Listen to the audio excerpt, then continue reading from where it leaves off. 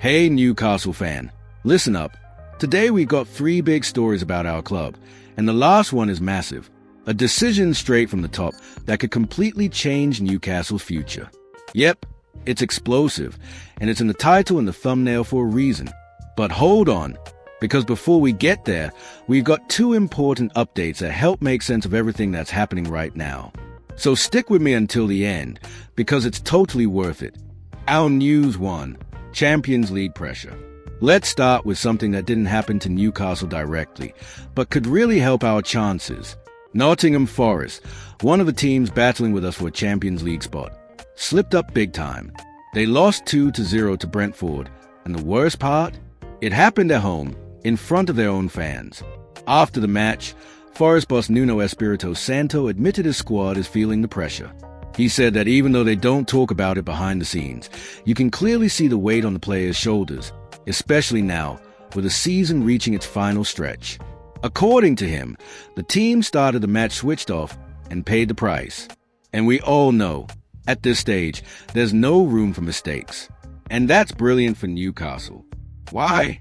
Because if Forest had won, they would have leapfrogged us in the table. But after that loss, we stay firmly in the top 5, still very much alive in the Champions League race. It's like we gain points without even stepping on the pitch. Of course, now's not the time to get comfortable. Our next game is away to Brighton, and let's be honest, Brighton have been a real thorn in our side.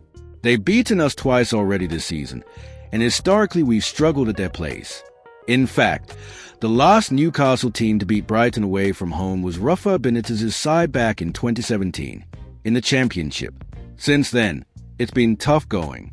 So yes, it's a challenge, but seeing a direct rival like Forest slipping gives us even more reason to believe. And over at Forest, the mood isn't great. On top of the Brentford defeat, they also lost their FA Cup semi-final recently, so confidence is clearly low. Nuno says he still believes in the squad, that they have talent and speed, but he also admitted they're making silly mistakes, losing focus, and that they need to sort things out behind closed doors.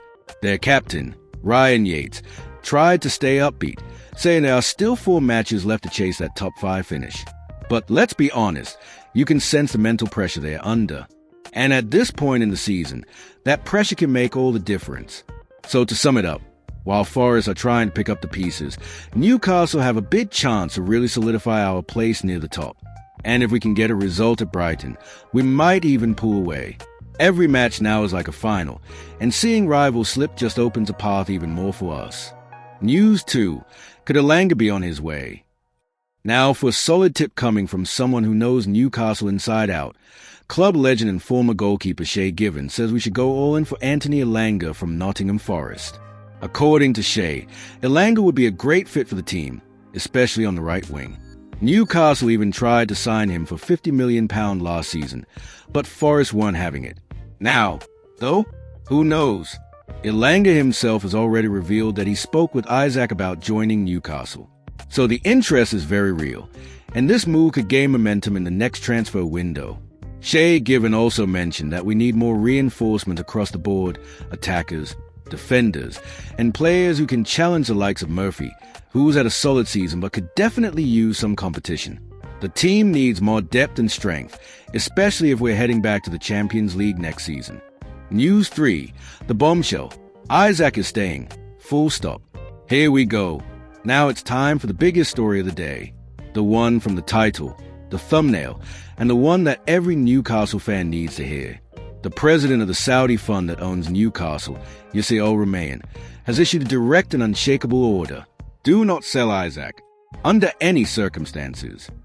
Not even for £150 million. That's right, even if someone slaps down a mind-blowing offer at St. James Park, the answer's already been decided, not for sale. And let's be honest, that makes total sense. Alexander Isak has become the face of this Newcastle project. The man is on fire. 26 goals this season alone, and those numbers put him among the best strikers in all of Europe. More importantly, he's now a club icon, especially after that stunning performance in the League Cup final. His name is already written in Newcastle history. To make things even harder for the likes of Arsenal and Liverpool, Isak still has 3 years left on his contract, and there's no release clause. Which means No shortcuts. If anyone wants to prize him away from the club, they'll need a miracle. And even then, the message from above is clear. It doesn't matter how much. He's not going anywhere. And here's the best part. Isaac himself has made it crystal clear that he's happy at Newcastle, loves the club, and is 100% focused on helping the team reach the Champions League. He said that, word for word, after the win over Liverpool at Wembley. And it wasn't just talk. You can see it in the way he plays. He's all in. This just proves how solid the Newcastle project really is. The board are holding on to their star players. The club's in good financial shape, and there's a plan to strengthen even more in the next window. With new signings incoming and Isaac leading the attack, the next season could very well be the best we've seen in the modern Newcastle era. That's a message, loud and clear. Newcastle will not sell their stars. And with that kind of commitment, the dream of Champions League football, or even more, feels closer than ever. So what do you make of today's updates?